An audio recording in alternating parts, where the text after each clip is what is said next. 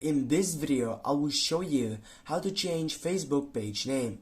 Firstly, you need to launch the application, then you need to open up that setup to take over into your page section on your site right here on your Facebook application I will set up. And now here you need to tap and just simply go on your site section. As you can see, this is the name of my page. I can simply take over, find it from here, or I can tap it on the search box.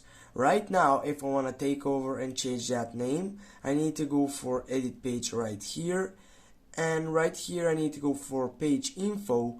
Right over here, as you can see on the first side, it is the name of this person's site set up on my page, and here I can simply delete this setup and I will go with and I'll go continue and go request change. You need to wait up to 3 days to take up, and as you can see now, the Facebook supporting team, it is reviewing your name of that change request.